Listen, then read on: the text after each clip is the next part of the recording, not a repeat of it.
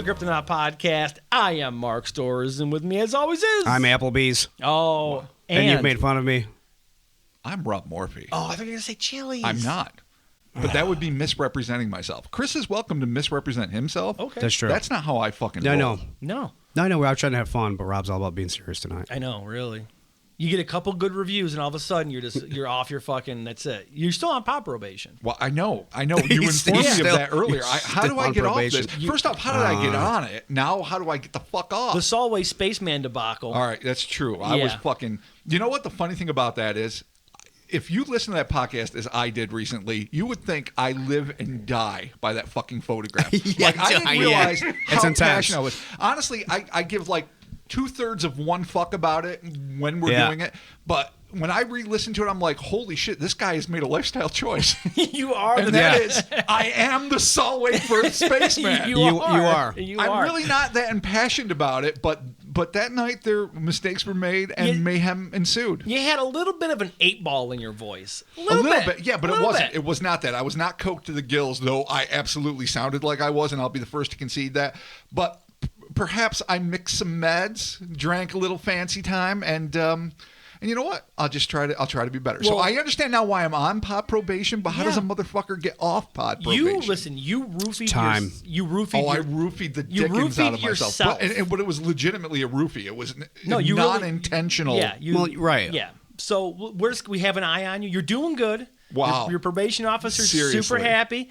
You recently produced a bunch of really great pieces for us. We're super excited. We're not going to give any spoilers yet because as soon as we do, the whole thing's going to fucking fall apart. Always does. All of that aside, hellerspace.com. Get yourself some Kryptonaut t-shirts. Get yourself some hoodies. And by the time this pod comes out, there will be new options. No, there won't be. Why not? Yet, because this is going to be like 2 weeks out, and it's probably not going to be till like mid-month we're going to get everything. Well, we can't. Dude, all you have to do is why you're on probation. Yeah, never say stuff. Let Mark do the time jingle jangle. The timing. We're on probation. Time jingle jangle. Son of a bitch. Unlike Terminator Dark Fate. Oh, boy. Yeah, Chris is... We're going to digress a lot.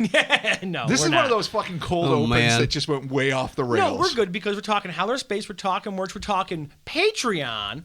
Patreon.com/Kryptonaut Podcast. $1 will get you a shout out. $5 will get you a shout out and some bonus audio. And this week we have some shout outs to do. We have Coleman Forestry. Oh, a forestry? Coleman institution or Coleman whatever? Forestry. Thank you, Coleman. Yeah. And thank you for helping trees. And Tom Cahew. Tom. Sweet. Yeah, thank you so very much. Damn, it's about time. I've been waiting for Tom to show up. So again, that is $1 a shout out, $5 a shout out, and some bonus audio. We just put up the interruption, the Ashtar command. I screwed the title up on it. Pristinely researched. I will give a dead giveaway. I screwed up the title, yeah. But yeah, my research aside, it was fun to do. It was. Because it's a really seminal event in, I guess, potentially British paranormal / ufological lore. Totally. So there you have it. There's the intro. This week we are going to a stone cold Steve Austin classic. Jeez. Abductionically. This is one of my favorites. We say that a lot. We said that about the Dover Demon. We got let down. We did a little bit. Because he was leaning. He was leaning.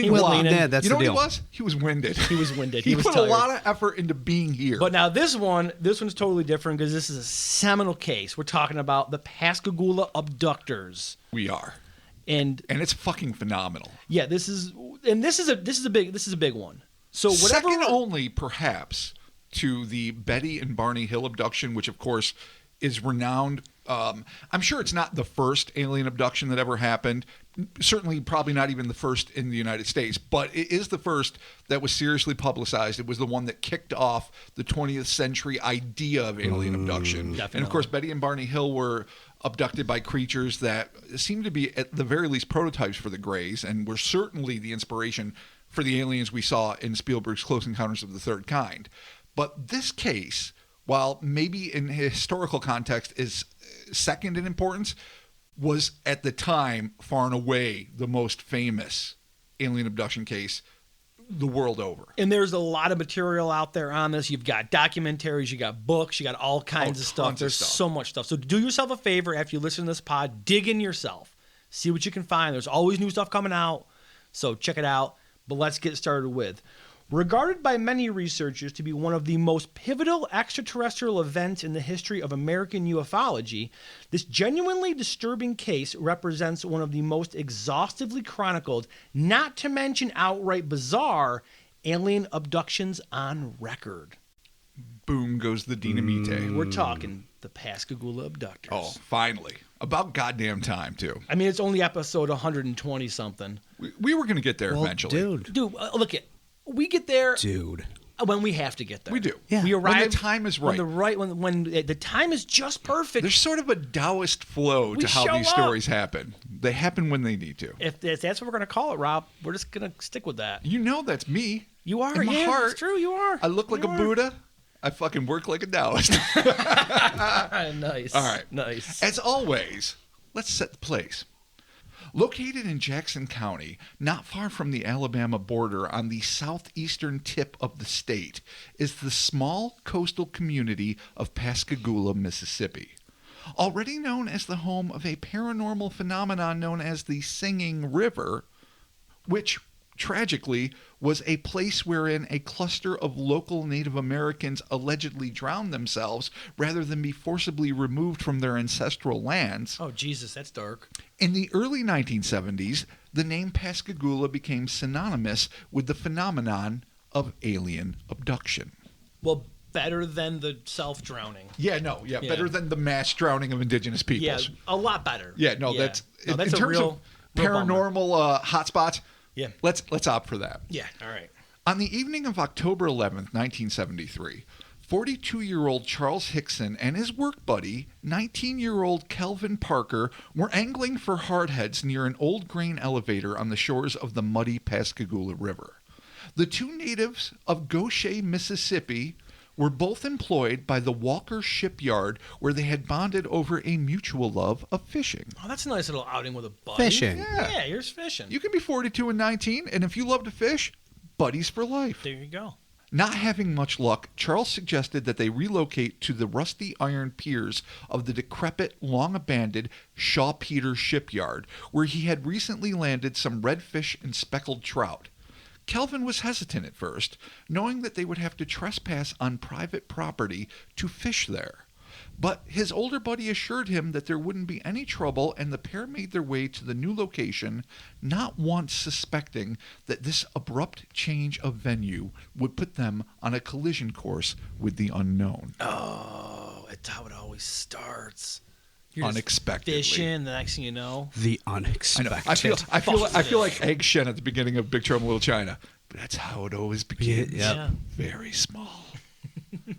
The duo settled down on a rundown pier, fully expecting to have a relaxing evening filled with good conversation and, hopefully, better fishing.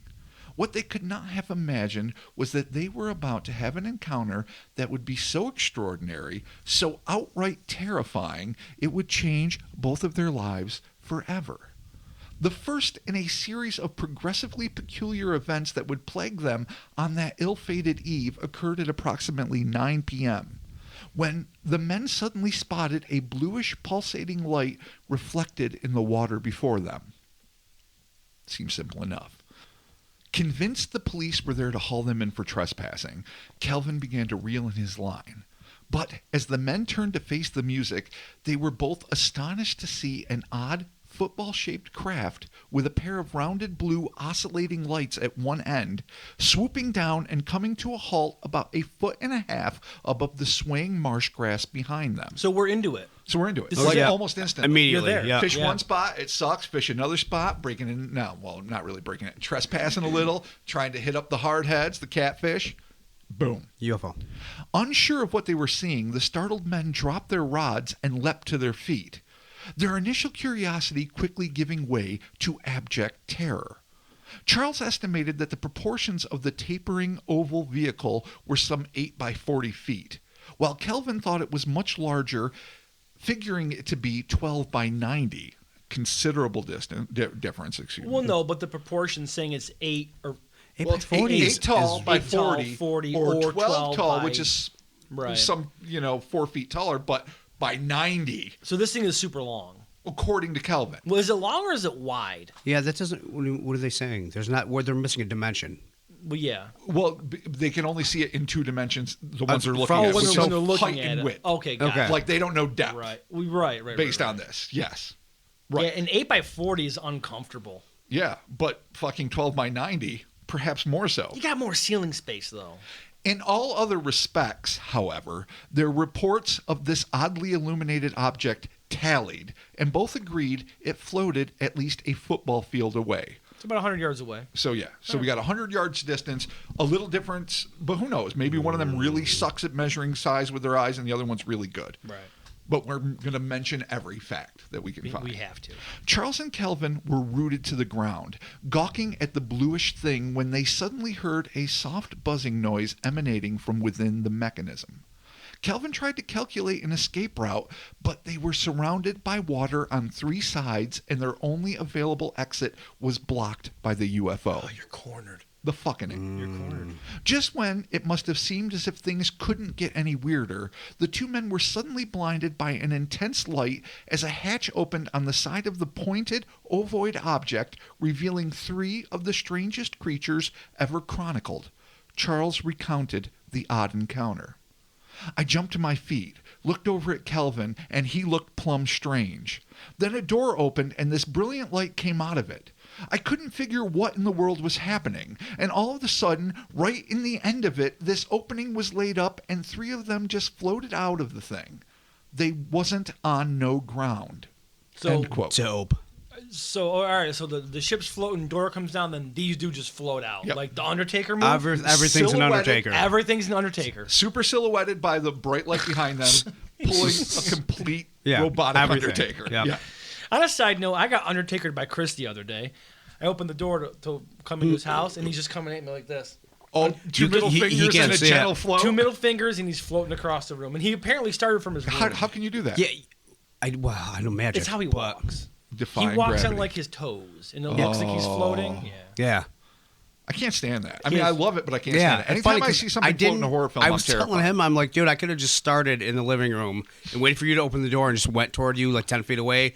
But I didn't. I went all the way in my bedroom and I was doing that the whole way. Method acting. I'm just like, why did I do this? He was I committed. probably would have done it if nobody was at the door and just walk around in the fucking house. Seriously, if there was secret cameras on here, you'd be like, I'd be in fucking some sort of trouble. Chris has a level of commitment to the character of Chris. Yeah. that is Absolutely. played by Chris. No, he That is is based on performance Chris. art. He is Yeah, absolutely he's living performance like, art. You other people are carbon based. You are performance art. I do. 100%. Nobody can play me except me playing me. Exactly. Playing me. It would be Yeah. astonishing to see someone else try, and they would fail. Yeah, it would. But I still like to see it. Yeah, no, me too. Indeed. Coming soon to a theater near you. Wow. Chris. Charles went on to describe the inhuman entities that slid over the ground toward their human quarry by saying, they were about 5 feet tall, had bullet-shaped heads without necks, slits for mouths, and where their noses or ears would be, they had thin, conical objects sticking out like carrots from a snowman's head. Weird anatomy. Yeah, absolutely. Let's not judge him just yet, though. They had no eyes, gray wrinkled skin, round feet, and claw-like hands. They didn't have toes, but they had feet shape. It was more or less like, I know, we're just going to be quoting directly. It was more or less just a round-like thing on the leg, if you call it a leg. So, based on the illustrations that were drawn at the time and, ones that I've done since, it's one solid leg-like thing that seems to connect in the middle. Like, they don't ever separate, they don't walk around, and it's sort of club-footed at the bottom. So it's Okay. a weird, They don't like, walk in the air. They don't move their legs. They don't moonwalk through, space. They are just, their Too legs bad, are just but- a solid, sealed, weird Thing. thing that looks like it could be 2 legs with little rounded feet, but they're useless as so such. it's yeah, like they a don't move. mermaid tail, sort of, but like not. Except it doesn't taper into yeah, fins. there's just like weird little foot shapes, right? Yeah. Is that what they're called? Foot shapes? Basically that. Yeah, so so, okay, all right. what you're seeing is a big rounded head, pointy Yeah. things coming out for the ears and nose, wrinkly skin all over, and crab-like claws. We have seen on wrinkly on pretty elephants. long arms. We've seen wrinkly elephant skin before with Kofu. Yes, We yes, have. we have. So The, maybe this is the fanged humanoids fanged, of Kofu, yeah. most assuredly. And Yeah. and their eyes were not conspicuous either. Yeah. No, But they also had 3 gleaming teeth and giant Spock-like ears. it's true. But super long arms and claws, too. Weird Yeah. epidermis. I don't think there's any real association, but it's an interesting thing to point out. It is. I do think. Okay. I try. While Charles admitted to being frightened by the trio of long-armed, elephant-skinned entities that were floating toward them, he must have taken some comfort from confiding that his youthful fishing buddy was utterly petrified by the sight of these monstrosities, stating, "I was scared to death, but Kelvin done went hysterical on me." I mean, if you're scared, what do you think Kelvin's going to do? Yeah, I know. You're a seasoned old If you're 42-year-old. freaking out, I'm done. Yeah, I get it. If Chris is freaking out, you and I are already dead. Yeah. That's true. You've been No, dead. yeah, We've been dead. We are a bloody, stinky mess. Yeah. So I get it, but The three rigid entities floated toward the fishermen with alarming alacrity, traversing in just a matter of seconds over a debris-strewn field that Kelvin later claimed took him about 20 minutes to negotiate on foot. So 20 minutes on foot because it's all rocky and all fucked up, whatever this debris is. right. Fucking seconds when you're able to float with your clubfoot mayhem. Yeah. When you're pulling your best Undertaker, you can go where you want. Absolutely. The beings quickly encircled the literally petrified pair, both of whom noted the jerky, almost mechanical fashion with which they moved their upper limbs. Interesting. That was when one of the bizarre beings attempted to converse with Charlie utilizing a series of incomprehensible buzzing sounds, which he took to be a fruitless attempt to put him at ease. I don't know why, but he did. Yeah. Because it's trying to communicate like, hey man, it's cool. We're just here. Don't worry about it. But it's talking in pops and clicks and whistles and weird shit. And undertaking And its you're- elephantine ass just all the way as over. you're floating, you're just scaring the fuck out of this. It's like me putting a deer in a headlock and being like, I'm just here to help you, dude. That's Deer it. in a And headlock. giving it a kiss. It's like, I love you. I'm here to help you. Yeah, no, the headlock's going to really Yeah. keep it anxious. I don't know about Yeah. that analogy. To their horror, the cohorts noted that although their fight or flight responses had definitely been activated, they were both suddenly unable to move anything with the exception of their eyes. Dude, they got froze. They got froze. Like in so many alien abductions. That's a classic thing. One of the beings remained silent as it hovered behind Kelvin and effortlessly lifted him off the pier with its mechanical pinchers, which he later described as crab claws inside of mittens. Odd. The other two creatures grabbed hold of Charles, who described the alarming event thusly. They just glided up there to me. Then one of them made a little buzzing noise, and two of them never made no noise. It might have been contact in the others. See, I don't know. By then, I was so damn scared I didn't know anything, and two of them floated around behind me and lifted me off the ground by my arms with their pincher things. They must have done something I just raised off the ground. They didn't use no force. They didn't hurt me. I didn't feel nothing. One just took a hold of Kelvin, and I saw him go limp. So their hands are like mechanical? Everything about them implies, at least to the two eyewitnesses, Right, to be some sort something of robotic. Okay. I'm not fully convinced of the truth of that. But now it's usable and strong enough that they can just grab you and pick you up. Well, And they're only 5 foot tall. It's true. So it's not like they're dude. It's super strong, but it seems like there's, and we'll get to this in 1 second, a physics at work here that goes beyond simple strength. They have alien Bolton hands. Oh, Yeah, you like that? Ultraman. God Ultraman bless reference, you. you like that? Wow, Yeah. you super geek. I'm so proud of you. Oh, Welcome to Tokusatsu, my friend. You know what? I want to thank you and Christopher for finally pushing me over the edge, because I always dug the ship, and I'm like, I'm not committed. You know Not what? watching Japanese Yeah. television Now is I'm committed. a form of hating yourself. I know, and you know what? I now love myself. I'm committed. Thank you. I was able to make the Bolton reference. Robert, continue. So proud right now. Thank you. Kelvin reported a decidedly different sensation. That of a needle poke in his arm the moment he was grabbed by the thing's lobster-like claws. It was then that he lost consciousness. Charles thought that his young friend, overwhelmed by the whole ordeal, had merely passed out cold, but an examination by one Dr. James Harder, a UC Berkeley engineering professor who was sent to Pascagoula by the Aerial Phenomenon Research Organization, or APRO, very famous old UFO organization, Yep. would reveal puncture wounds where Kelvin had been grabbed by the gravity-repellent interlopers. In fact, In a memo discovered by author and ufologist Philip Mantle in the Illinois archives of Dr. J. Allen Hynek's Center for UFO Studies, or CUFOS, another classic UFO organization, which was dated Saturday, October 13th, 1973, Dr. Harder wrote that Kelvin had been, and I quote, penetrated as by a needle-like device on the left arm, and at the same time, certain sections of epidermis had been removed in a circular fashion. Ooh. Little tiny circles of skin. Weird.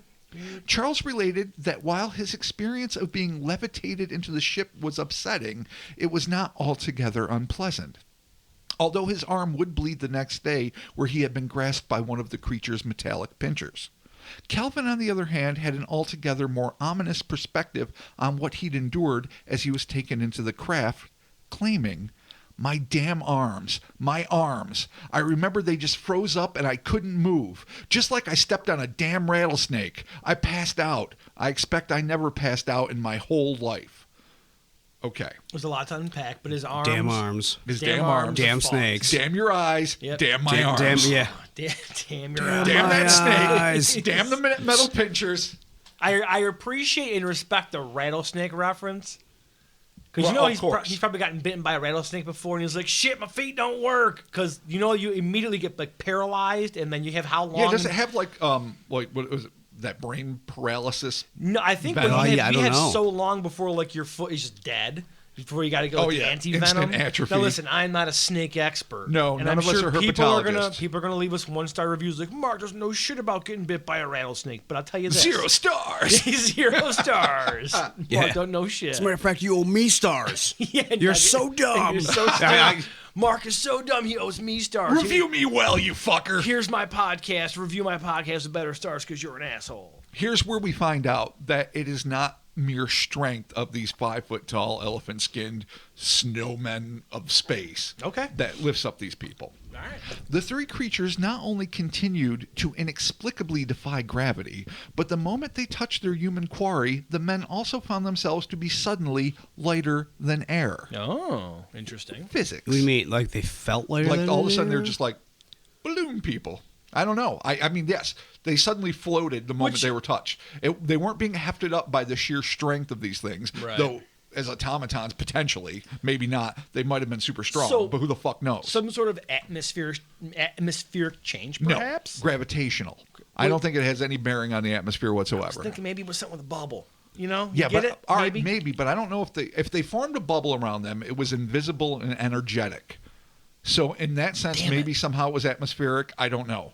I did so well with the rattlesnakes, too. You were perfect. You just nailed it. You wanted the invisible Magneto bubble. Yes, that's what I was thinking We about. all They do. were in their own little atmosphere that Magneto has when he has the bubble around him. When he's on Asteroid M. Sure. Fuck. No one remembers Asteroid M. I vaguely do. The mutant asteroid. Don't worry about it. The mutant, really don't know. Fucking asteroid. poser. Pissing in the wind. Fucking poser. All right. All right. Okay. Asteroid M. Here. All right. Lighter than fucking air. Asteroid M. The creatures escorted the Earthlings back into their ship, hovering Charles and the now unconscious Kelvin through the air at 45-degree angles like human kites. Charles described the scene. They took us through the doorway in the middle of the room, and I couldn't see Kelvin anymore. There was nothing in there, just a bright glow, a real bright glow, excuse me. I couldn't move anything but my eyes, and they glided me into that thing. You know how you just guide somebody? All of us moved like we were floating through air. They let go of me. I still wasn't touching nothing, just kind of floating. All I could think was, what are they going to do with us? I figured they'd take us off and we'd never see our families again. So they get brought in at a 45. Yeah, At no, 45. they're kites. So they're weird. Human balloon kites. And then Yeah, just once they let go, hey. apparently your atmosphere theory was correct because he just continues to fucking float. All right, weird. It is weird. Maybe they have some weird gravitational thing around the ship. Maybe. Never know. No, I mean, yeah. I mean, it might extend to these entities. The entities can't deal with Earth's pulverizing gravity. It is It devastating. keeps us locked to the Earth. So we can't. There's probably a lot fly. of really soft species that would hate to come here. Yeah, because we're hard. We're hard as fuck. Maybe. Well, we're hard as fuck, but then we try to go to the bottom of the ocean and then we're splatty punks. So I mean, Splatty punks. let's not get too big for our britches here. Pressure can devastate Well, anything, depending on where it is. Yeah. Implodey punks, yeah, it's true. Yeah, exactly. Or we go into space and we fucking freeze and die. Oh yeah, no. Space is full of hate, and it is nothing but death for us. As much as I love the idea of space exploration, it's a fool's errand. We are not equipped for it until we like breed a generation of super tough, titanium skinned, fucking no oxygen breathing fucking air. Well, until space travel becomes as normal as like jets, like our travel Listen, here. you know I'm pro space. You know I look forward to it. I'm just saying. No, that's it. We're fucking shitbags in space. It's fine. It's fine. Yeah, that'll never change. No. I mean, we can genetically change, but our generation is fucked, and probably a few after. Yeah. We'll get there one day, guys. One day we're going to get there. Keep your spirits up. Yeah.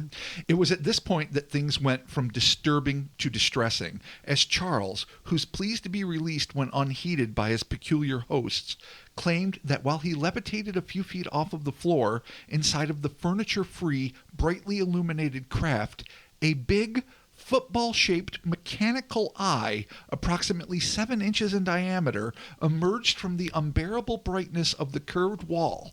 He recounted the event.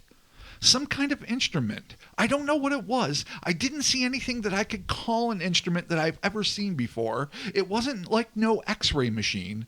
There ain't no way to describe it. It looked like an eye, like a big eye. Charles further described the incredible procedure. It had some kind of an attachment to it. It moved right in front of my face. I saw dials and gadgets moving around. It went behind me, then came back over me. It went all over my body, up and down. Then it disappeared back into the wall. I was just about out of my mind. I thought they were going to kill me. Folks would think we fell into the river and drowned, and nobody would ever know about this. So to paint a better picture, even though this thing reminds me so much, I don't know if you guys remember the old Joe Dante film Explorers. In the third act, where it kind of falls apart a little and becomes sort of like a shitty Chuck Jones cartoon, there's this like stop motion animation eye that comes out of a wall. Oh, yeah. Now imagine that, but free floating. Mm-hmm. So it's free floating, and the way he described it, like it goes over him. He couldn't move at this point, Charles, but he heard it and sensed it going around him. Then it comes up through his legs under his crotch, still like filming the whole way or scanning or whatever the fuck it was doing, comes back up to his face. He said this probably took a couple of minutes, this whole procedure, and then recedes back into the wall. So it sounds like a scan. Yeah. Like it just but a free-floating, crazy, and this is 73 fucking again. eye. It's a, Yeah. It's a Space eye. Yeah. All right. Well. So now we got this. While Charles was receiving a full body scan from the mechanical eye, Kelvin was taken into a separate room. He recalls that what he referred to as manatee-skinned, rather than elephantine, which is what Charles described it as, robotic escort pulled him first to the left before abruptly turning to the right into a separate space.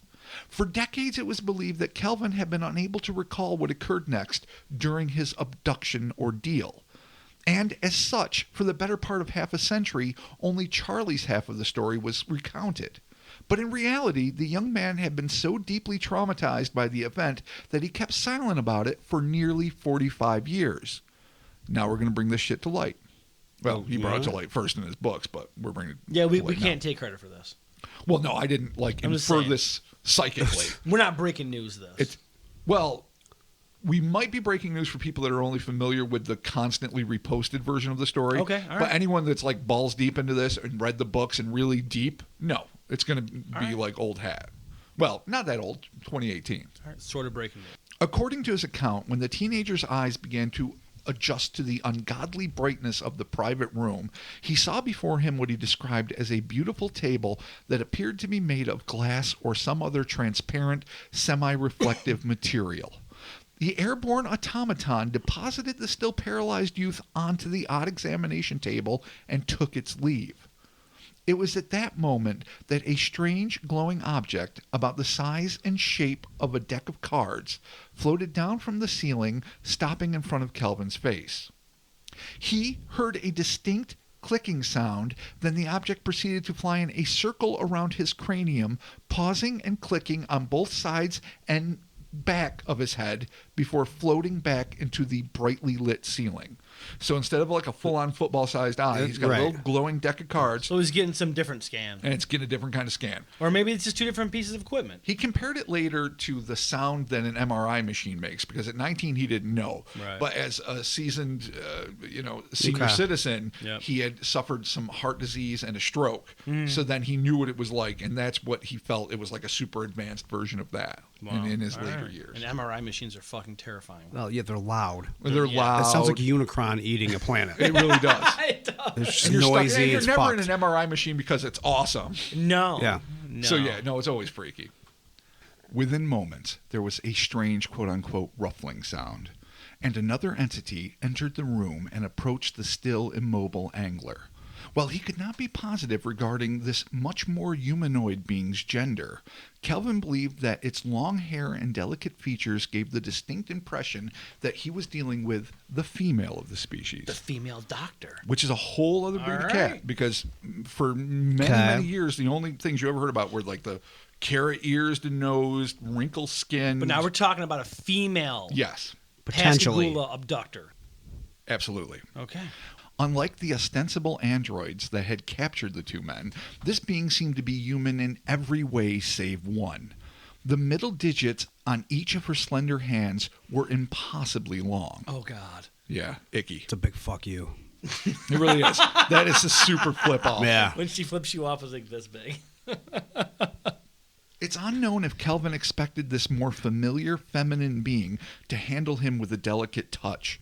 But if those were his hopes, he would be swiftly and sorely disappointed. Oh, because she has a big giant middle finger, she's not going to be soft with him? It's a big old fuck you. Oh, shit. The female, or that's how he interpreted it, performed a perfunctory examination on the frozen 19-year-old, scanning his features and roughly pinching his cheeks. Apparently she's an Italian grandma. Oh. Yeah, okay.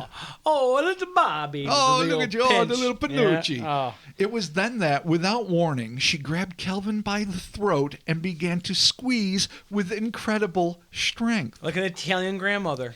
There you go. Again. Again, the Italian grandmother. Prosciutto. Wow. What, Just random spiced hams.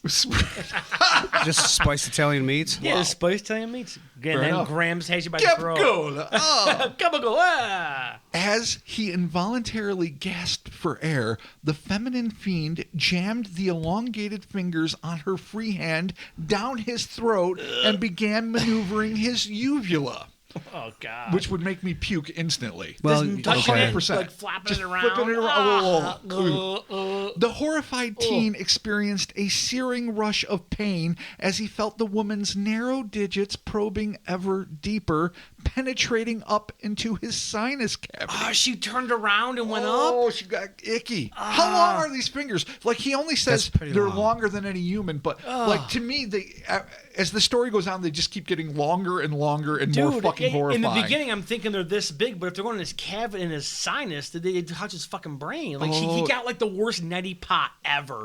There's a fucking finger right in your sinus. Oh, I do not Jesus. care for this. No. At all.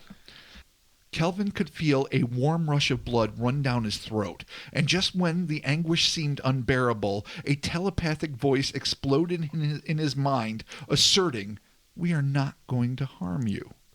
In a later interview, he would recall, "I was thinking, it's a little late for that." Well, Like, yeah. Good on you, you're Kelvin. fucking hurting me, lady. After What the I'm harmed. Fuck? You like, scared me, dirtied my clothes up, got blood all over me. What else does not harm you mean? Yeah, what is your fucking definition of not harm you? As I you got your fucking- giant middle finger in my sinus Yeah. as you're fucking flicking my uvula. Like, Exactly. the very definition of harm is what you're doing. It's so non-ironically deadpan, like, motherfucker. Yeah, don't worry. We're not gonna harm. You're Yeah. fucking harming You're me. choking me out. You're Yeah. jamming fingers in every orifice I use to breathe. I'm bleeding from the inside out. The fuck is wrong with you, lady? All right, well. Man, lady? Friend? Whatever, Alien? Yeah, whatever, something. whatever they are, I guess. Fingers McCoy? Yeah, really, fucking Dr. Fingers. Oh, Dr. Fingers, coming for you. Oh, Yeah, Dr. oh, Fingers. it's the worst 70s porn ever. Oh God, it's like the name of a Motley Crue song that no one It really Yeah. is, too. He's one oh. that calls it the Fingers. He's one that makes you Oh, stop Oh, now. God. That's all I'm going to think about now.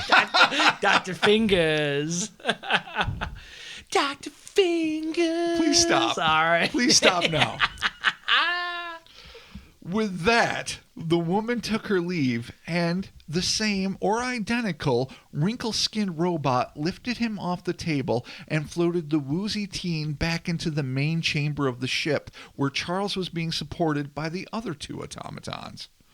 Both abductees would agree that about 45 minutes had elapsed before their uninvited escorts carried them back to the riverbank. Oh, well, thank God they're getting back to something, that's not a giant Apple store with a lady fucking your face with a giant finger. Banging your sinuses from the inside out. Yeah. I mean, yeah. Maybe this is a Dell store. Ooh, a little PC shade. Yeah. Wow. Yeah, it was Dell. Maybe, you know what? Maybe it was a Gateway store. Oh, there's no cow print. It isn't Gateway. Yeah, I'm that old. Yeah, you are. Gateway. Wow. Yeah. Maybe it's a Best Buy. Best Buy's still around, Robert. Is it really? Yeah. Shit. Well, as far as I knew. Maybe it was a Comp USA. Wow. Ooh, maybe it was a Circuit City. USA. I mourn Borders to this day. R.I.P. Borders.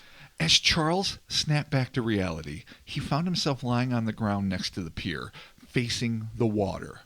With effort, he managed to turn around to see the three beings floating back inside the hovering craft. And his young comrade stood just a few feet away, arms outstretched, Frankenstein-like, staring at but not seeing the water.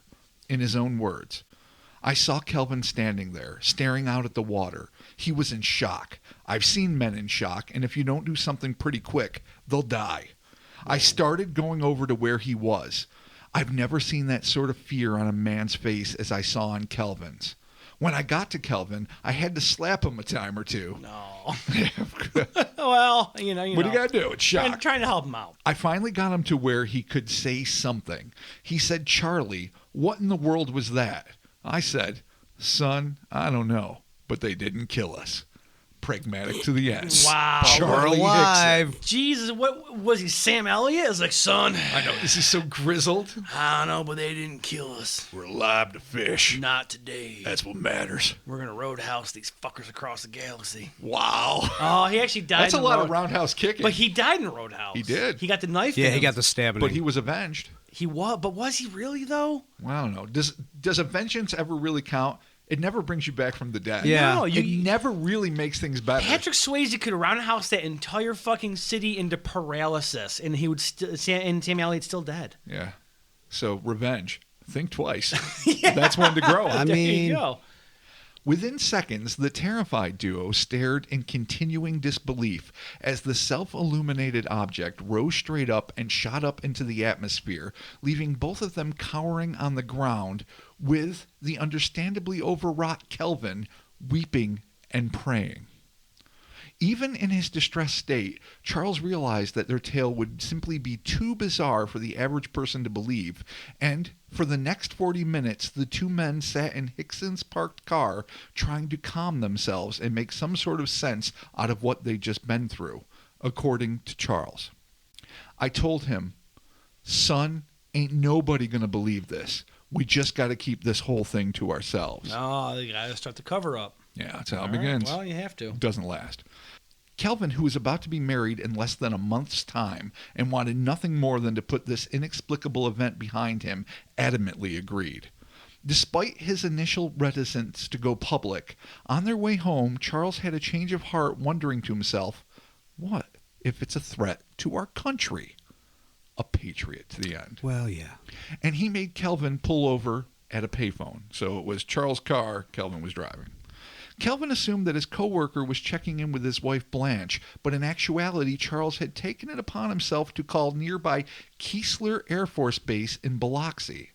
The desk sergeant who answered the call informed him that the Air Force was no longer investigating UFOs and instructed Charles to contact his local sheriff. Oh, man. Sorry, son. We don't do UFOs. Call the Yeah. old Yeah, sheriff. everyone's, yeah, I know. Yeah. Oh, Blue man. Book? Well, look what the fuck That are they shit going got to do? closed. Yeah. I Call know, your exactly. local jailer. Well, yeah, I mean, what do you... If we call fucking whatever, Rome Air Base, and we're like, we saw a UFO, they're going to be like, call the Auburn police. We don't fucking care. No, they don't. Is Rome base closed though? I think it is. Maybe it is. I don't know. That's where any Woodstock local 99 Air was. Force base. Woodstock 99, Rome Air Force Base. Was it really? It was. Wow. So, Call all right, back. but yeah, I mean, I guess what do you call the cops? When we have friends that are cops, should we ask them? I guess. We but have law enforcement officers that listen to us. So do you? I we would be call you interested a to know UFO? what they think. Like, if they listen to us, they would probably be intrigued on a personal level. But what There can would- you do nothing. as protocol? I mean, if the Air Force can't They're do not going to anything- make you. They wouldn't be investigated. No. First of all, I think you're out of your mind. Right. That would be an easy assumption to make. And this story is particularly off the fucking charts. Yeah, it is crazy. But things get interesting, and we're about to get into that here. Let's do it. Although Charles dreaded the public shame that would almost inevitably accompany the revelation of what they had endured at the hands or claws of what he presumed were space creatures, he realized that the potential threat manifested by these entities far outweighed his fear of ridicule. So, taking a deep breath, he called the sheriff's office. He pulled the trigger. He did. He did it. All right. The officer he spoke to was understandably skeptical, and fearing that the men might be drunk, he instructed them to remain where they were until help arrived. When Charles climbed back into the vehicle and told Kelvin what he had done, his younger cohort was livid. Kelvin dreaded the reception that their bizarre story would receive from law enforcement, and he knew all too well just how quickly rumors spread in small towns. Already a nervous wreck, he had no desire to see his fiance's family or the rest of their small community treat him as if he were a lunatic. He was, and plus he's a teenager. He's beside himself with his reputation, and it's understandable. Because that shit can go south quick. I mean, Right. look at the fucking Yeah. Falkville Metal Man. And maybe he put that on himself. This sheriff Yeah, was like that's a 28 little- years yeah. old. But yes, He but was a young still. sheriff. But he's 19. He's getting married in a month. You don't want your in-laws to think you're batshit crazy right out the gate. Not at first. Give it And like you're in a give it like 10 small years. southern town. Exactly. Yeah. Then they'll know. Then Then it's you're okay. like, look, I'm sorry, I'm a Satanist. This is who I am. This is what I do. And this all right. suddenly became autobiographical. Oh man. Wow. Nevertheless, the die was cast, and within a few minutes, the deputy arrived, administered a drunken driving test, which Kelvin passed, by the way, and then had the men follow him back to the Jackson County Sheriff's Office. Exhausted and still distraught, Charles and Kelvin walked into the office carrying the catfish they had caught before their abduction. They In still the end, have- you still got to eat that shit. They still have the catfish. Yeah, with well, them? That's you can't waste that's that. being frugal. They're in a bucket and they're just like, here's our fish. Yeah. They are fucking southern working If they're class just- gentlemen. if- They're going to keep their goddamn But if fish. those things are on stringers, they're going to be dead and gross. You can't do Well, shit with them. with a bucket of water, I assume. All right, yeah, no. Look, I'm Maybe saying. they're alive. Maybe they're still flopping and slowly suffocating Well, in their just limited carrying oxygenated dead water. fish in a string. Or maybe they're so Maybe. distraught from their ordeal, Yeah.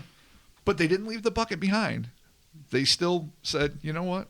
This is our gear. You know they took their fishing gear. Yeah, you know. As bad as it is, you can't leave that shit behind. No, you always bring it with you. It doesn't matter. Sheriff Fred Diamond and Captain Glenn Ryder. Wow. Diamond and Ryder. Yeah, that's If that's not a mid-90s silk stalking fucking spin-off, yeah. I That's don't like know a dollar what it- store Miami Vice. Oh, totally. Dollar Dollar store Miami Vice. Vice. Or they could be a really. It's brutal. that could be a. Super, No, it is though. That's That could be a fucking- super sweet new tokusatsu. Or it could be the show we're going to pitch to TNT next month. Yeah, it could be. Fuck Diamond yeah. and Ryder. Diamond Okay. and Ryder coming So to you. we got Sheriff Fred Diamond and Captain Glenn Ryder sagely separated the two men and conducted separate interviews. Although their accounts matched remarkably well, the officers felt that this had to be a put-on. So in order to suss out the truth, they placed the fishermen alone in the interrogation room where they had hidden a running tape recorder. Sheriff Diamond assumed that this quote-unquote secret tape would reveal the duo as the hoaxers he believed them to be, but was shocked to discover that in private, the shell-shocked pair seemed even more disturbed than they were while talking to the authorities. He would recall that both men seemed genuinely frightened by the events that had transpired, and that Kelvin particularly seemed to be quote-unquote crawling up the walls. Eventually, both men were released with the promise that no one outside of the office would learn so much as a word of their strange tales. It would be a promise that would be broken before dawn. They clearly were like, Yeah. oh, fucking check this out. And they fucking, I'm sure they took the story everywhere. Everywhere. But what's kind of crazy about this, though, is that they take them, they separate them, they got matching up stories. Some things are different, but the dudes are legit freaked the fuck out. Yeah. Oh no, they're expecting, like, I've seen so many interviews with Fred Diamond, and he's like, I was expecting him to say, oh, we pulled one over on them, la la la, and in fact they were like the I've exact heard opposite. the tapes and seen the oh video. yeah, no, yeah. The tape is actually on YouTube to be heard by anyone that's interested, and it is very difficult to decipher. It is a tough It's listen, really but fucking it's weird. fascinating Yeah. because fucking Kelvin's clearly scared shitless, and I remember Charles Hickson saying something the equivalent of like, I thought I've been through enough hell in my life, and now this has to happen. Like, they are not painting it like men that are having fun with the law or trying to like set up some lucrative scam for the long run. They're playing it like two people that are genuinely traumatized. You can hear the fear in their voice. Like, it's weird. Yeah, I know. Yeah, it's really and that strange. really helped compel the lawmen in this. Totally. Although Charles seemed unconcerned, Kelvin was apprehensive, saying that something about the beings that had captured them just didn't seem right. He was terrified that they might have contracted some kind of extraterrestrial disease or been exposed to a potentially lethal dose of radiation. And this is where you feel really bad for this kid. The moment Kelvin arrived home, he stripped off his clothes, including his boots, and threw them in the garbage. He then filled his bathtub with fucking bleach and scrubbed his skin until it was raw. No, don't. You're just gonna chemical burn yourself. That's all you're gonna do. Well, he's a 19-year-old kid who doesn't know shit about UFOs and just realizes that something happened and he feels like it's horrible and he has to clean it off of him. He is probably trying to wash his mind as much as he's trying to cleanse his body, and it is probably something he regretted really soon after. That's a bad idea. And to throw away your fucking boots, that's no joke. A working man's boots, that's something you invest in. Do you know how much Red Wings, whatnot, Do you know how Timberlands? much my fucking Red Wings cost? Probably a pretty penny. They're like $2 something, and that's on sale. And I have a boot stipend. But when you got fucking space herpes on them, or Dude. whatever the fuck you got. I'm still keeping my Red Wings. They're the most comfortable pair of Oh, footwear I got. not if you're abducted. They're out, man. You don't know. I don't know, man. I might be keeping them shits. When they get all Chernobyl up, what are you going to do? I know. What are you gonna do? Fucking space diseases. That's why Listen to Chris. That's what I wear my Doc Martens for. My space diseases? My space diseases. You're going to stomp out space disease? Yeah. Is that going to be Doc Martin's new slogan? Yep, stomp out space diseases. There you go. Despite the sleep deprivation and post-traumatic stress, Charles and Kelvin returned to work the following morning, both keeping mum about their experience of the night before. Co-workers later noted that the men seemed inordinately anxious.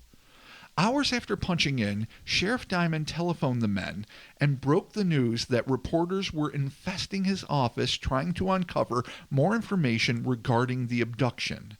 Charles was enraged that the sheriff would so quickly break his word to keep their story a secret. But an apologetic Diamond insisted that he had not betrayed them and that the case was simply too sensational to keep under wraps. So there's a leak in the office? It might have been one of the deputies. I mean, let's not throw Fred Diamond or fucking Johnny Ryder under the bus. Maybe it was Mickey Dolenz. Fucking Mickey? It was Really? one of a monkey? Yeah, really? Moonlighting as a Jesus lower Christ. deputy. It might have been somebody else, is what I'm saying. Maybe Probably not my Mickey name Dolenz, choice was not special. I mean, I think it's adorable that you went for one of the monkeys. I know. Well, he's my favorite monkey. I mean, come on. I like Really? Mickey Huge Dolenz. favorite Oh, monkey? Mickey. Who's yours? You're a torque guy, aren't you? Maybe I look Peter. What if I do? I don't know that. Yeah, I exactly. respect that. I don't know. I saw one of the monkeys at the fair. It's kind of an asshole. Well, it happens too. Yeah, exactly. When you're playing the New York State Fair free stage, I guess you kind of have a right to be an asshole. Regardless, this fucking department, loose lips, sink ships. Loose lips cause a media fucking frenzy. Yeah. So in now this this case. is gonna get blown the fuck out of proportion. Now. Oh, absolutely. This is the hysterica. Yeah, and they're hysterica. Hysterica. This is Hysterica, yes. hysteria. My favorite I was- Def Leppard album. I was trying to say hysteria in reference to Def Leppard. Yeah. I fucked up. No, I'm Hysterica's sorry. way better. It really is. It sounds like it's got that Latin flavor to it. Hysterica. He's in a state of hysterica. It does sound better than hysteria. All right. The pair were sent to the local hospital to be tested for radiation exposure, but soon realized that the facility was not equipped to perform the tests they required. So the buddies ended up at Keesler Air Force Base, where they were examined extensively by several doctors and declared to be in good health and radiation free. They eventually made it to the Air Force Base. There you go. All right, perfect. There it is. Despite the Air Force's protestations that they were out of the flying saucer business, following their examination, Kelvin and Charles were interviewed at length by the military intelligence chief of the base. Charles recalled that the whole base command seemed to have observed the proceedings and that the Air Force artist made a sketch of one of the creatures. Although Charles and especially Kelvin initially shied away from the publicity surrounding their case, it wasn't long before the wire services got wind of the incident, and in a matter of days, the Pascagoula alien abduction was major news across the globe. Within a week, the region was the epicenter of a cyclone of newsmen, scientists, and curiosity seekers who flew in from all around the world to interview and conduct tests on the once obscure Mississippians. We're going global, baby. Oh, it got big. We got the whole globe involved. At the height of the public fervor surrounding their encounter, none other than the illustrious Dr. J. Allen Hynek. Oh, our UFO dad. Shout He out. is everyone's UFO dad. Dude. He literally is UFO grandpa for everybody. Shout out to Rob Christofferson over at Our Strange Skies, one of my favorite alien podcasts. Oh, it's great. Dude, support his Patreon. He's dope. But he has a shirt, J. Allen Hynek.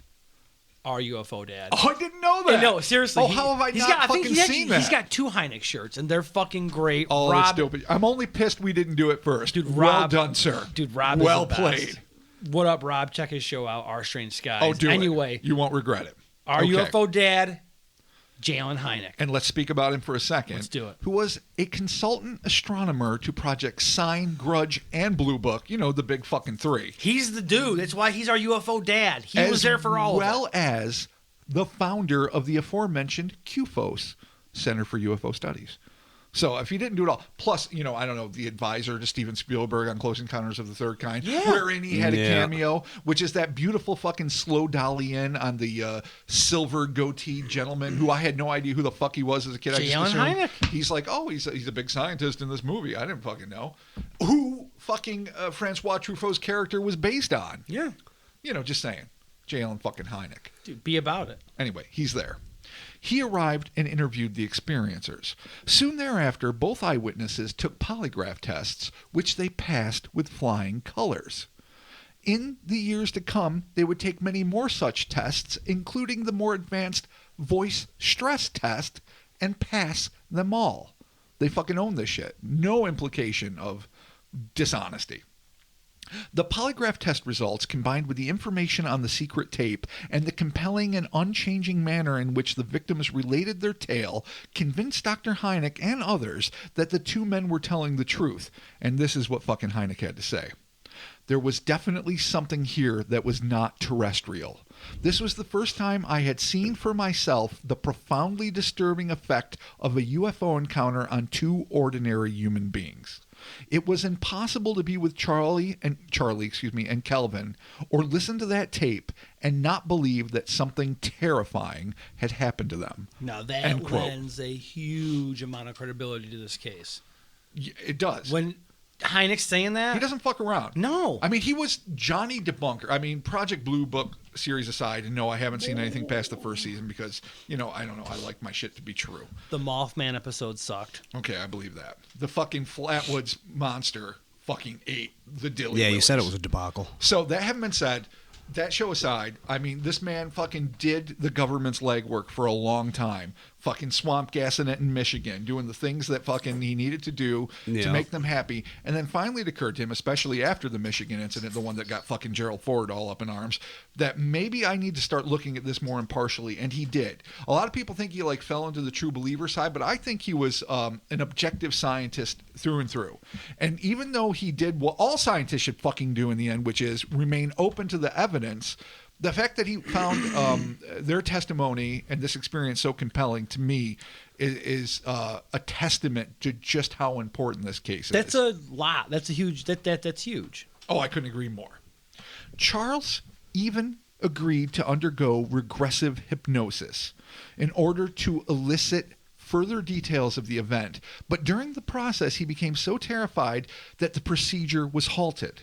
Years later, in another session, he would claim to have recovered even more disturbing memories of additional creatures on the spaceship, not unlike the woman encountered by Kelvin. And this is what he had to say.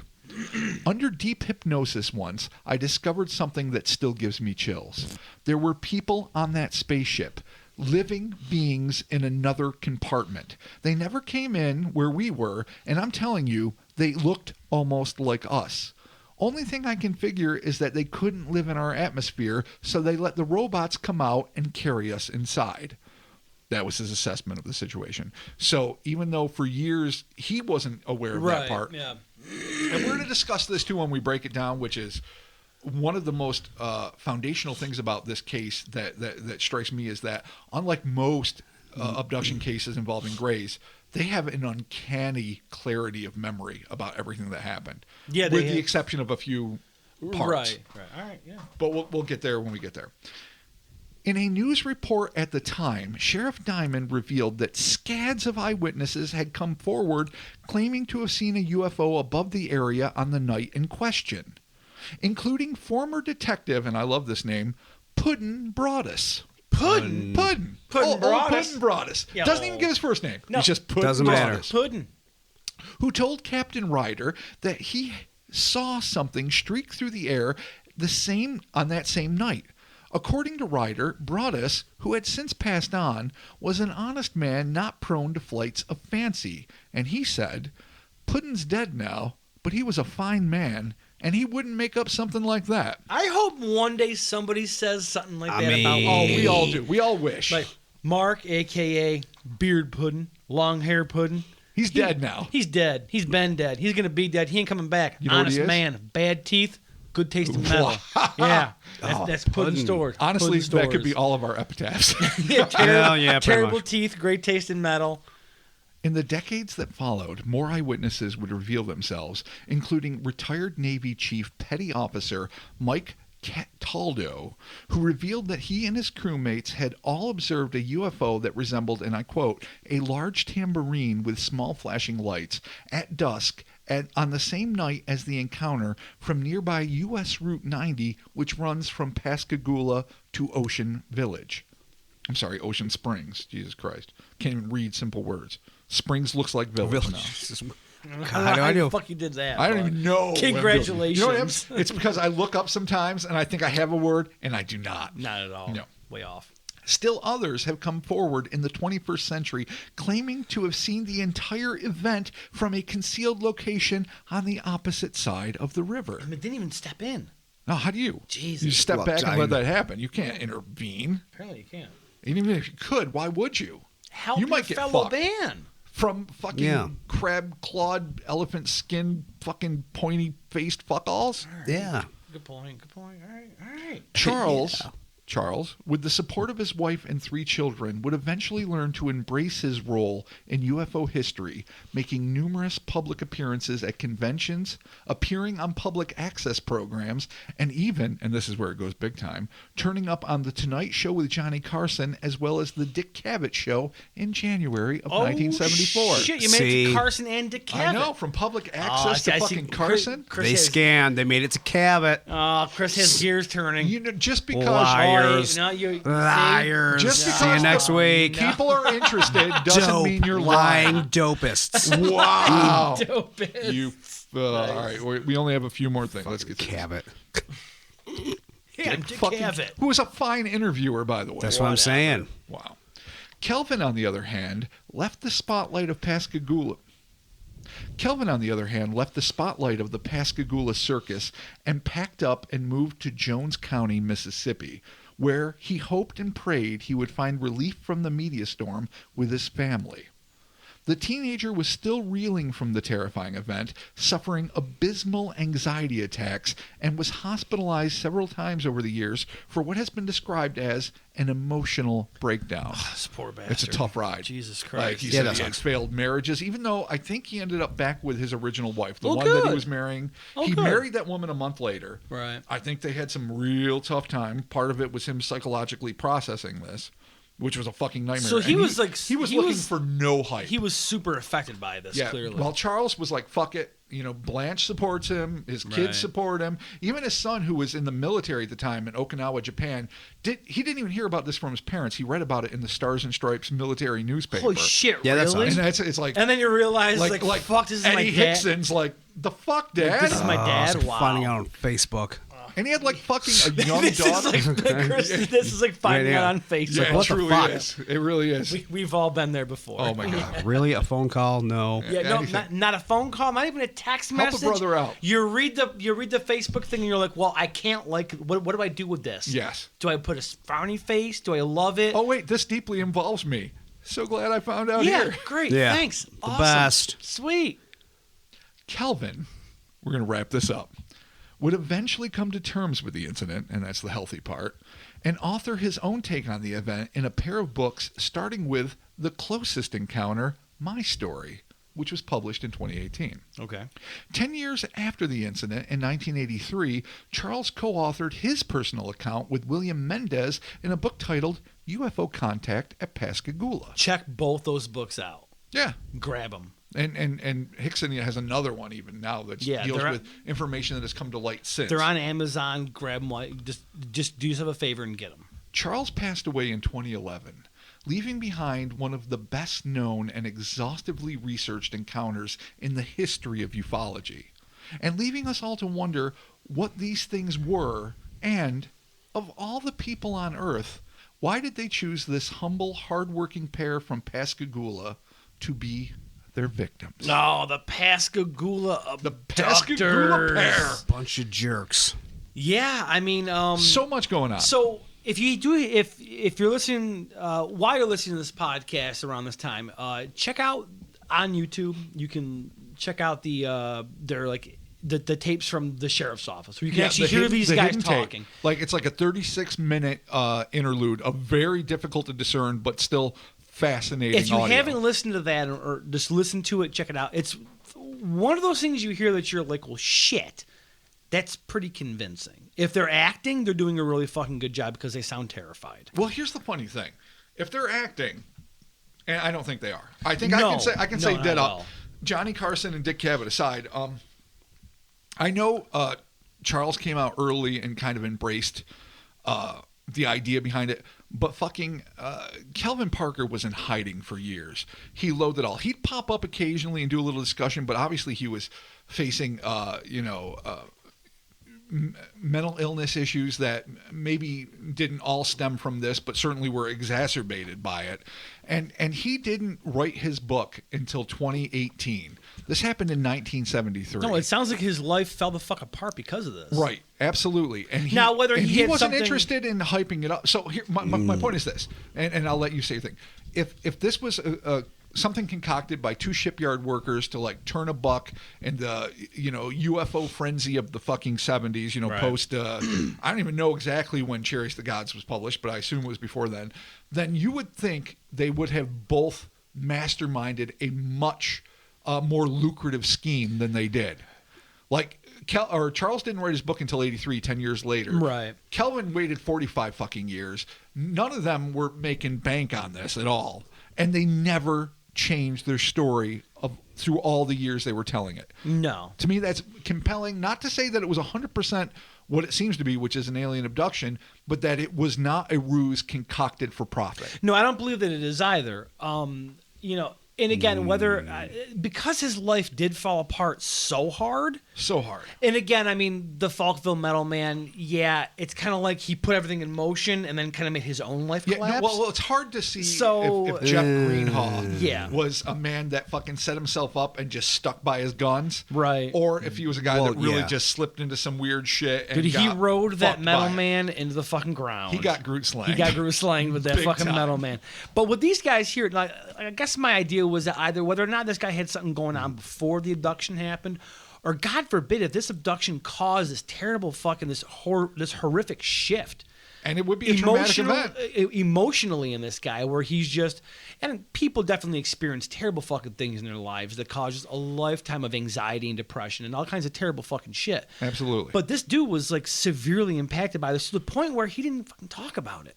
He occasionally would pop out, but for the most part, it kind of crippled him. In an interview I saw with Kelvin Parker, he admits that even though he'd been married to the same woman for the better part of half a century, he never talked to her about it until he actually wrote the book. Oh, could you And then she imagine that? read like the galley and came in tears and was like, why didn't you? Yeah, what the fuck? If it's that Facebook. bad, where he didn't put it as his Facebook profile. Yeah, no, right. Man, is that the 2020 Oh, yeah. Groot slang? Yeah. What, finding out Terrible shit on personal Facebook. terrible shit Yeah, with that's people you Finding love out on in the Facebook. book deal. Yeah, Finding out about the book deal. Yeah. it's book slang. So yeah, that's kind of an interesting aspect of this story. So Christopher, thoughts? I don't really think it's liar dopists. You But- don't? No. Oh. I believe that they believe Okay. they went through this. Okay.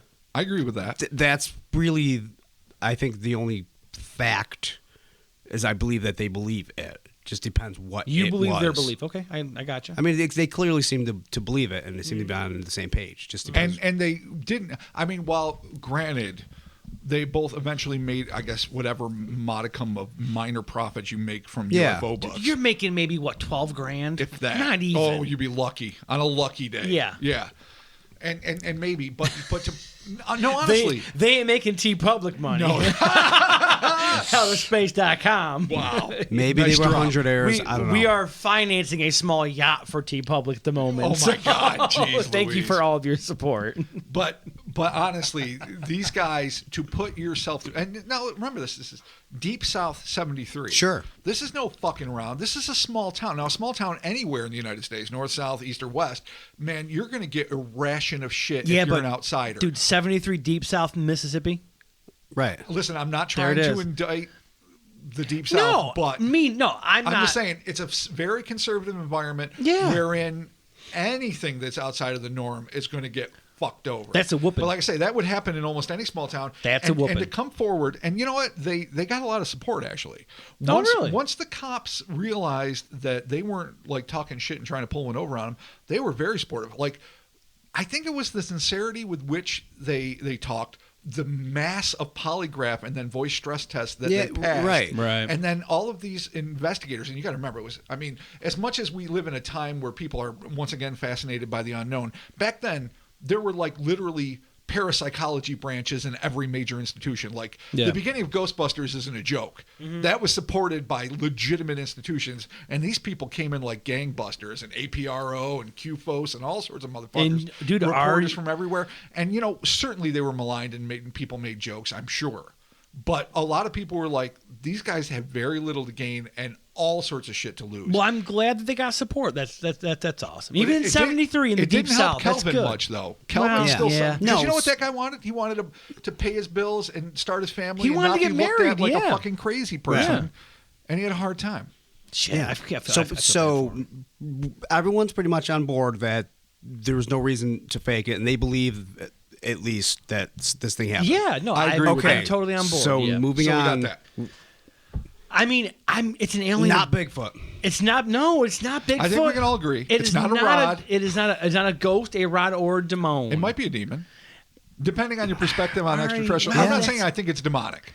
Personally, I don't think so. No, that's a lot to. I will, Is it though? Can I digress though on a small detail just for a Okay, second? all right. I'm not entirely convinced that, even though I refer to them as such in the article I wrote, that these things are robots. There's a lot of reason to assume they moved a little jerky, but guess what? Somebody in a environmental suit or an astronaut in a spacesuit Oh, it could be a is going to suit. move herky-jerky as fuck. Yeah, it could totally be a suit. There's no reason to 100% assume that what was in these suits weren't the same humanoid beings that Charles eventually remembered and that Kelvin admitted to being probed by viciously in his sinuses, that they weren't occupying these suits and that they're not environmental suits that allow them to exist on, like Mark suggested, the vicious pressures of Earth or the bad toxic atmosphere. Who the fuck knows why you need to be in a suit? Like we wouldn't function for shit on Venus, and maybe that's what Earth is to these people. Maybe oxygen is like an acid bath. Could be. And so while there's a chance they are automatons that were, just programmed and used to, you know, just the way the guys were fishing, they were people fishing, bring them aboard, you know, catch and release, check them out, scan them real quick, jam them up, fucking throw the football on them, finger bang their fucking uvula, and fucking send them home. That was kind of weird that there's a female doctor that kind of appears with a Is weird it a finger. doctor? Is it a female? It's a exactly. female. Yeah, No, is it a it's female? true. Is it a doctor? What is it? How do you address them?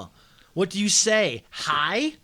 Please don't finger fuck my face. Like, what do you do? Yeah, you shouldn't ever have to say that, but sometimes that explicitly needs And to then be as made they're clear. just finger fucking you, they're like, "We're not gonna hurt you," and you're like, "Motherfucker, Too late. you are hurting me." I am a pile of blood and terror. Yeah, and then choking Well, maybe you. their translation for harm was really like, "Don't worry, you're not going to die." Yeah, it's true too. That's true. Yeah. Not And- not and- not that you're not going to get hurt. I'm gonna but- hurt you, but I ain't gonna kill you. And not even just in like old timey Marlon Perkins fucking Mutual Omaha days, but even to this day, animals in context of a catch and release tag I was thinking about this. are going to be mortified as much as they can be self-aware. Dude, As we would ever be. Now, we happen Yeah. to be semi-intelligent animals, so we're even more aware and terrified. Yeah. But a scientist who is completely gracious and good, a vegan in life, would never hurt an animal, would completely terrify and even cause physical pain for a brief duration on one animal if they think they're doing right by the entire species. every time you take a hook out of a fish's mouth, just fucking imagine the absolute terror. Thank you're God they yanked got, from your Thank environment. God they got tiny brains and they forget. Thankfully. Hopefully. Yeah. And you know, I always, Or they people all had always say, super fucking bad anxiety. they love to suggest that, like, oh, but fish don't hurt. Like you know, I'm pretty sure because it we have that hurts. the nerve detector, so we know exactly the amount of pain all animals feel. Right. That's such a line of, oh no, lobsters don't. They're not in pain when you boil them alive. Oh fuck you, Man, you don't know that. Of course they I are. just cooked lobsters for my family like 2 weeks Were ago. they alive? Yes. You murdered them in the worst way possible. I didn't know any Doesn't better. mean they're not delicious. I'm just saying.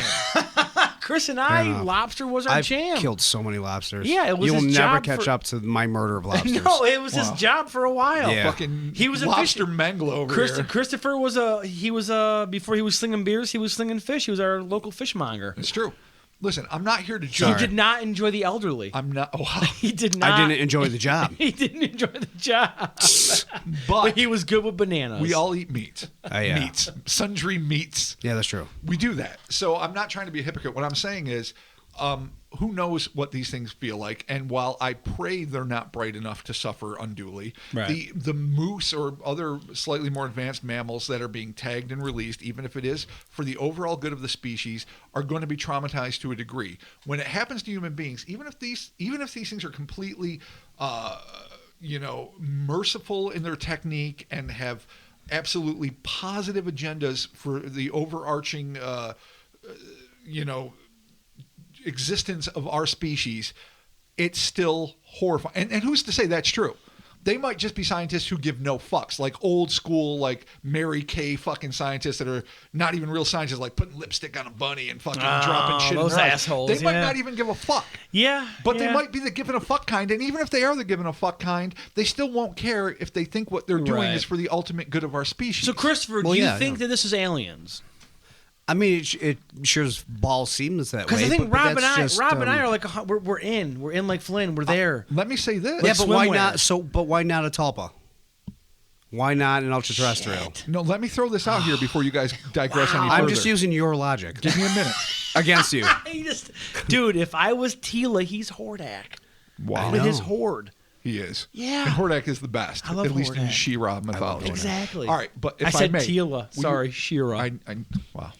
You were I'm trying. getting my mythology right, Are you missing motherfucker. Tila Tequila and fucking No, Hordak? Tila from fucking He-Man. Will you shut the fuck up for 1 second and let me Motherfucker. fucking say my piece? Lord in heaven, this is why we talk over each other in a wall of noise. Yeah, you know who I'm talking about. 2-star One review. star. One was- star, it was no 2. stars. 0.3 third of a stars. star. All right, Robert, continue. Both Charles Hickson and Kelvin Parker, at least according to the reports I read, because obviously I never will have the chance to go through everything they publicly said, never once stated that they thought they were abducted by aliens. They were abducted by entities that looked very human except for their finger banging techniques and weird things that they thought were robots Sure. in a machine that was undoubtedly a UFO. But they never once at least according to the reports I read, assume that they were of extraterrestrial origin. Mention that. Shit. But that Which doesn't mean they're not. Yeah, it doesn't No, mean anything. They could be there about it. extraterrestrial. Again, they All could be right. interdimensional. They could be intra or infraterrestrial. I mean- they could be from the vast caves. Our good friend Christopher opened the door to Tulpa ultra-terrestrial and I hyperdimensional won't beings. Go, listen, I won't go Tulpa all the time because honestly, why aren't there I don't 75, go there ever, but why aren't there brought it up. 75 fucking Freddy Kruegers running around every I day? did bring it up. There could be, you There's, don't but there's a know. reason I brought it up. So fuck a Tulpa right now. I'm not saying no. I don't mean fuck a Tulpa that nothing can ever Actually, be fuck a manifested from true belief. Yeah. Or I mean, if you're attracted to said Tulpa, I'm not here to judge you. Yeah. Can you really fuck a Tulpa? I don't know. Why not? I mean, if it's like a Tulpa succubus, then that's her goal, or incubus, it's his Okay. goal All to right. fuck you into pure oblivion. This could be a classic ultra-terrestrial move, causing the fear, causing the anxiety. in terms of the food They were- you're getting off of Kelvin, they were feeding off of That's like a Kelvin. nonstop 24/7 Ponderosa. Yeah, and Yeah. it got out there into the ether and it was a global phenomenon. So they're just passing the fear on to everybody else.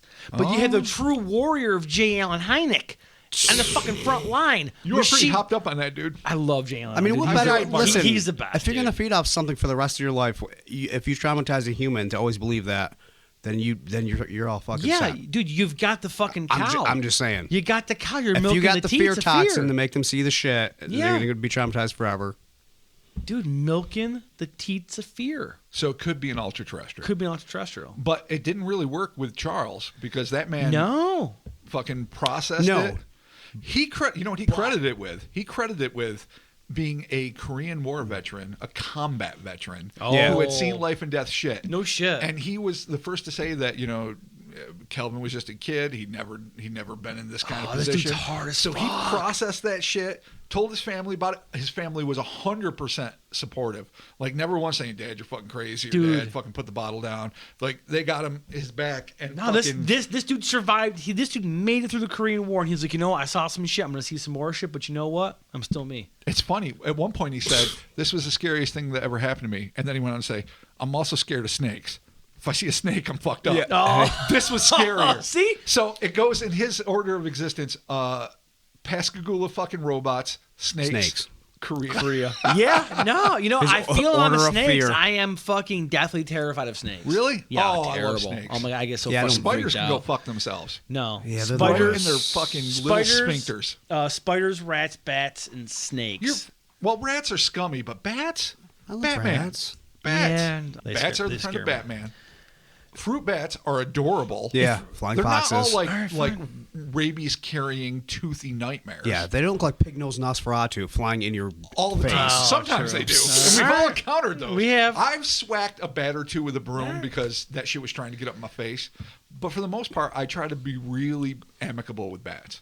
Because Yeah. A, they're fucking awesome. B, they fucking use sonar. I mean, All right, That's what I mean, whatever. they're not- see, right. they can They're fly. trying They're to mammals avoid that you. fly. Let's get it back to topic. I'm gonna say So this it's is not bats. No, Probably not a tulpa. I'm gonna say this It's is not an alien bats. abduction, and man, I don't know. Yeah, I just no, I fucking mean, it feel sounds bad like for- it. I feel bad for the dude. Here's what's fascinating about it to me, though, and this is something I said that I would broach later.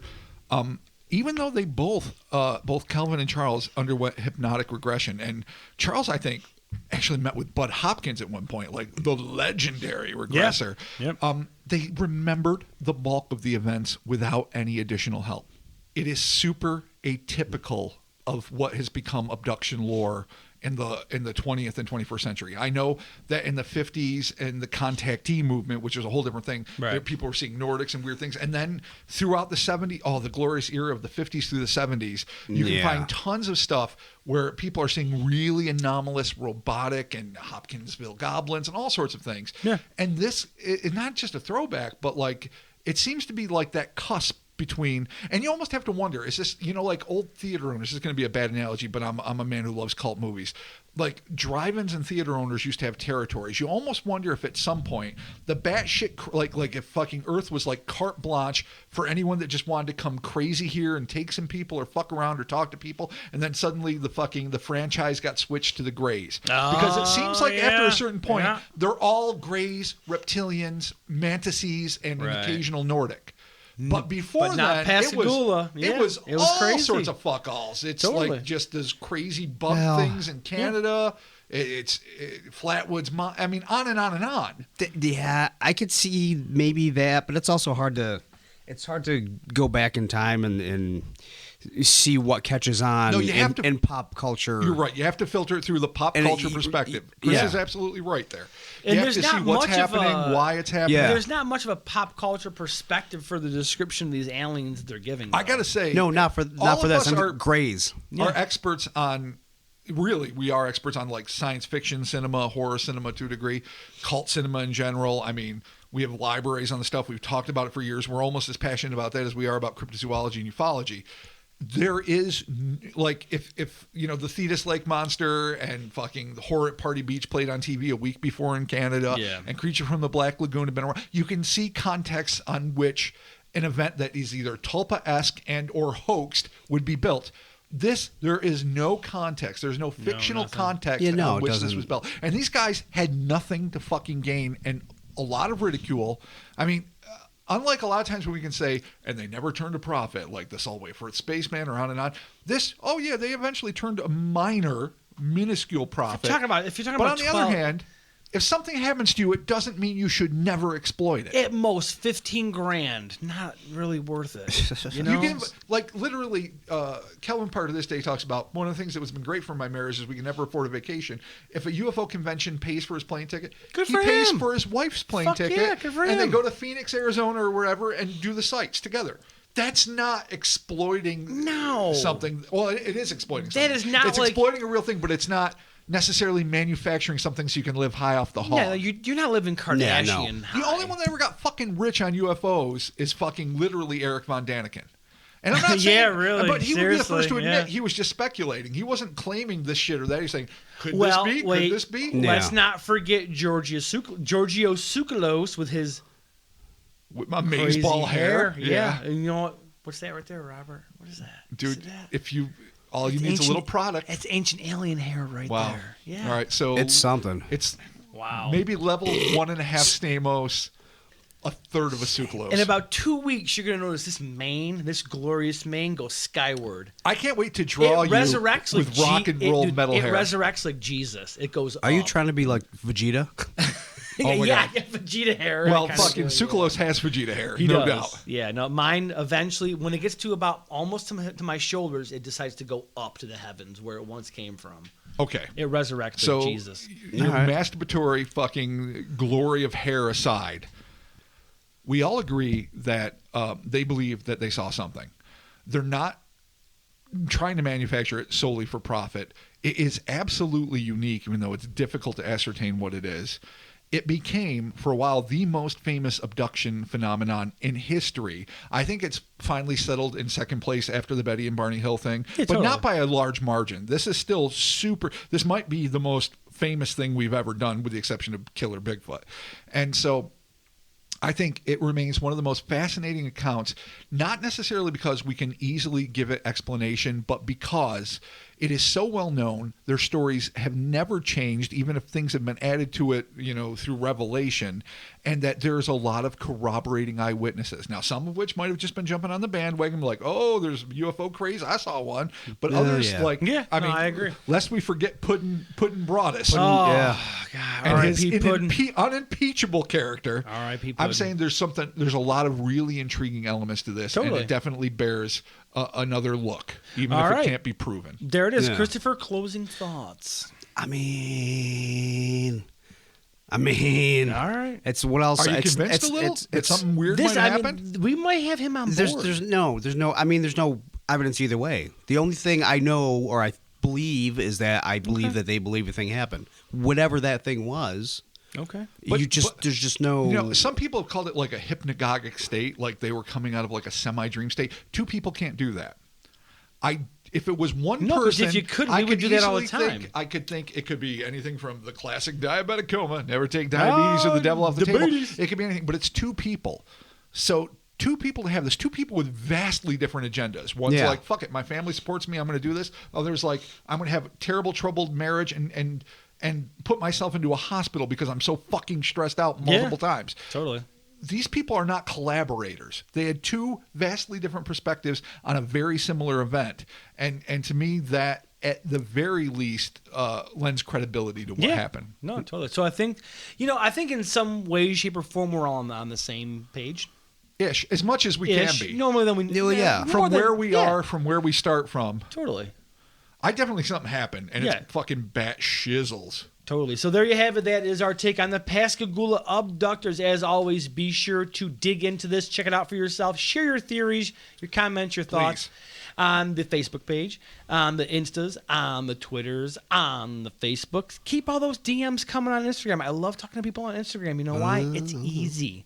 Instagram is all pretty pictures and people that send DMs. And if for some reason we're not following each other and your message gets put in with the other mailbox, just give me a little bit and I'll get to you. There's a lot of messages that go there because we don't follow tons of people. Excuses to me. It's not excuses, no, but it's just there's a lot of, and spam's a thing too. Also sounds like you're hating on Twitter a little.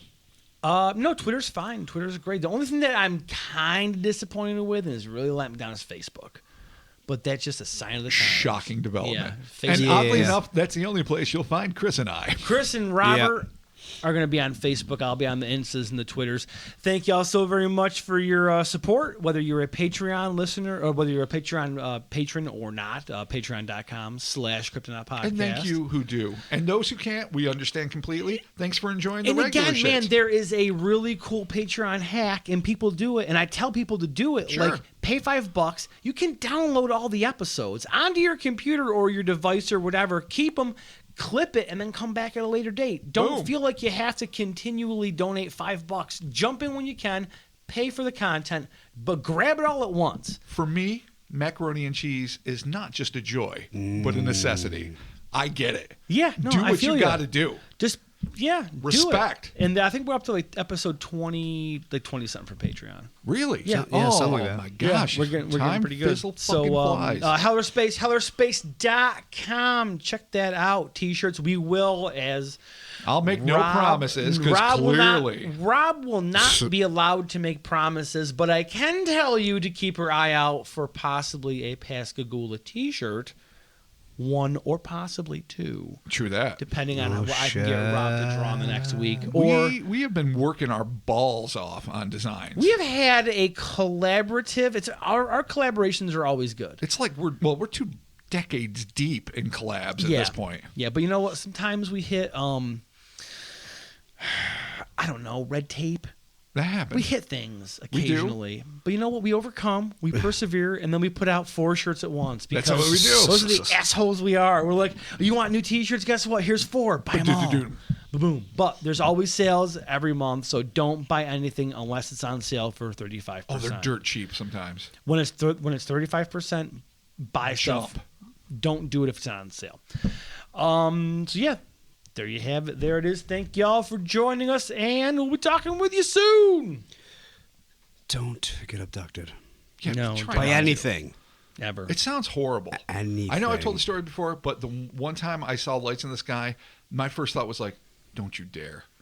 Don't fucking dare. Yeah. I'm alone. I got no other witnesses. No, I don't want to get touched. I don't want to get fucking scummed up. I don't want to be in your fuck.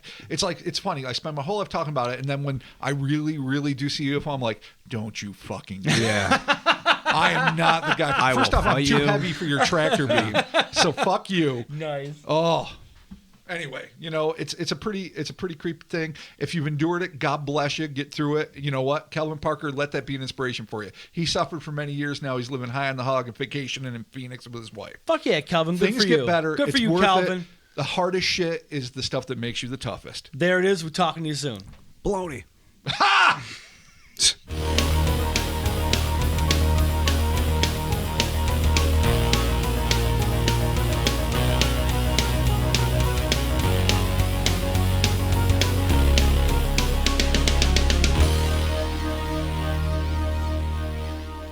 So I may have made a miscalculation at dinner last night. How's that? I took the family to Applebee's. Oh, well, there it Well, was. Done deal. At least it wasn't the gas station like you've done on occasion. All right, I didn't bring the family to the gas station for pizza, but here's the thing about Applebee's is I have some weird thing in my mind, and this is no offense to any cooks or managers or sub-managers or shift personnel or waitresses or dishwashers, you all are doing a fine job. The service was excellent. The people, good people. The food, not good. It's never good. It's Applebee's. I don't know what I was tricking myself into thinking. I don't know. I had some romantic thing in my head, like, oh, it's Applebee's. It's your neighborhood bar and grill. It's reasonable Romantic? food. It's this and that. Yeah, don't And it wasn't. overhype Applebee's. Dude, go to in your heart Chili's. and mind. In the- Exactly. So much if you better. Want You know? another Romantic ridiculous setting. romantic setting. I was just Go to romanticizing Chili's. it in my head. But at least it's usually a pleasing meal. Like, I've yeah. not been No. disappointed at Chili's. Applebee's, I've never not been disappointed. I know, and I Yeah. feel bad. The kids loved it, and Nicole and I just struggled, and then later we just farted all night long. Wow. It was all of us just laying in bed. Farting. Just cutting gassers. It was And terrible. now we'd like to thank our new sponsor, Applebee's. Yeah, sorry if you work at Applebee's. What I'm but- trying to say is the PSA here is don't get the quesadilla burger.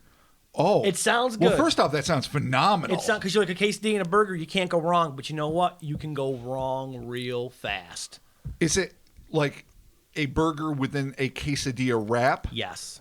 Okay, Yes. well. I can see where that Just could go saying. south. Yeah. You think it's a burger, but it's a quesadilla. You're getting wild. You're getting nuts. You got the quesadilla burger. Right. Did not have my dad's shoes on. Haven't got those yet, but I'm working on them. Fair Load enough. everyone in the Wingtips? family. Load them all in the family truckster. Go down there. Hey, kids, we're going to the margaritas here. And the first thing they ask, like, you guys want margaritas? I'm like, gotta drive. I'm a dad, I'm sir. a father. How dare you? These are my children. This is my wife. Are you How trying to dare you? jeopardize my kids Exactly. in front of me?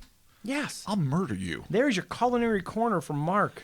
Yeah, that was weird. Yeah, you like that? Apparently, we're a fucking Yelp pod now. We are. Yeah, that was my Yelp review. Good people, bad We're not food. about cryptids.